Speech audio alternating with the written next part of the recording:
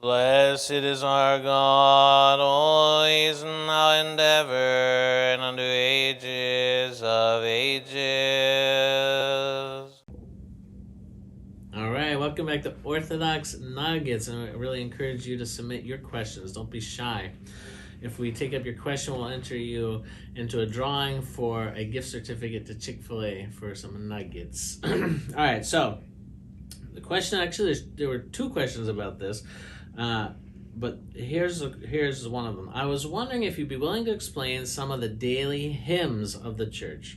Specifically, the difference between hymns like the Kontakion and Apolytikion and where the hymns are from, etc. Someone else asked, who composed the Kontakions and why are they sung at that point of the liturgy? All right, so there's some. So you'll see, even let's just look at the liturgy, which is what most people are familiar with. So you'll see every week, part of the changing hymns, we'll have Apolytikion, or the plural Apolytikia, and there's always a Kontakion, the plural of which is Kontakia. And so since they asked specifically about Kontakion, let's start there. So Kontakion is a genre of hymns that was started by Saint Romanos the Melodist in the 6th century. And originally the Kontakia were actually quite long. They were kind of like a homily, and almost in a form of poetry. And they were quite long. So the most famous example of a Kontakion is actually the Akathist hymn. That whole Akathist hymn that we do, that's a Kontakion, technically. So originally these Kontakia were quite long, and they were set in a kind of poetic form. Now over the centuries, they became condensed. I'm giving you kind of the abbreviated version here. They became condensed, and really what's left of them is maybe the first couple lines and the last couple lines, and that's the present form of the Kontakion. And normally, what could you say about them? You could say that they tend to be a little more maybe theological in character. They're related to the feast, or the saint that we are celebrating, and they try to kind of give a summary of its theological importance, right? That's the basic job. So the same thing is true of the Apolytikion, or Troparion. So Apolytikion literally means the dismissal hymn. It gets that name because at Vespers for the feast, and remember the liturgical day starts in the evening, so a feast starts the evening before with the service of Vespers, and the last hymn that's sung in Vespers is called this dismissal hymn, or the Apolytikion. And that again is a hymn that's a summary of the importance of the saint or the feast. Why are we celebrating it? Why is it important to us? The difference between that and the Kontakion, I would say, is usually the Apolytikion will be more focused on praise rather than explanation, because the Kontakion was really more of like a homily in poetry form originally. So if you wanted to make some distinction between them, the Apolytikion is going to also try to highlight the importance of the saint or the feast, but it's going to end with some kind of doxology, like glory to you, our God, glory to your long suffering, intercede for us, heavenly, saint so-and-so.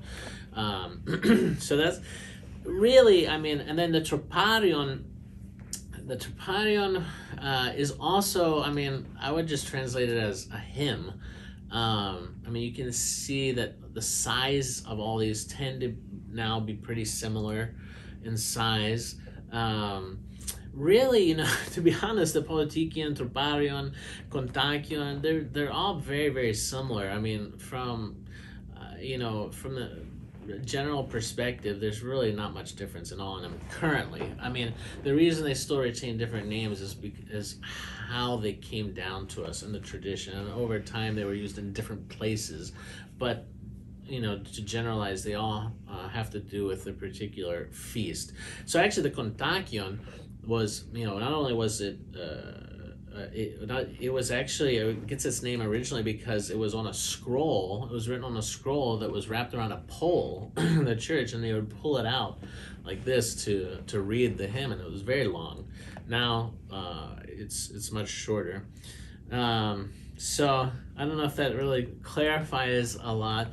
I mean, it is true, and the questioner brings this up, that there's really a lot of meat in the hymns. And so I can say this, that kind of the historical development and why they have particular names is kind of obscure now, and maybe not really that important. There's not really a whole lot of difference, but the general theme of them explaining to us, highlighting for us the importance of the saint or the feast, that is definitely true. There's a lot of meat and content in the hymns, and the church's mentality with these hymns in general was always that the words in the hymn were the medicine. Right, the words were what we needed to heal our broken humanity. The music that accompanied the words was what St. Basil the Great called the honey that went with the medicine. So, in antiquity, medicine would be ground up and it would often be bitter, and they would mix it with honey in a spoon so that people would take it.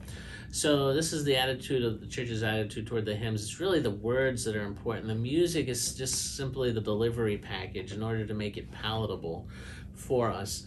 But really, we want to concentrate on the words in the hymn and really try to let those work on our soul. The music is important because it has been specially crafted to accompany the words. So, the different modes of the church, the different 8 basic modes, those are chosen for each hymn very carefully in order to facilitate the delivery. So, for example, if the message is maybe one about Christ's Passion during Holy Friday, the music that's chosen for that is going to be very different from the music that's chosen to announce the resurrection, right?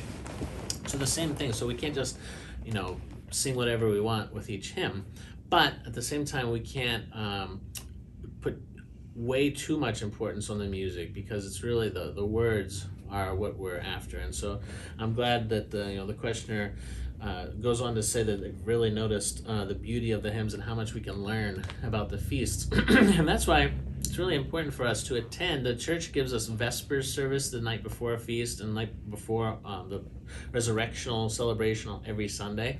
And it gives us Orthros preceding liturgy. Liturgy itself actually changes very, very, very little. 99% of liturgy is the same every week.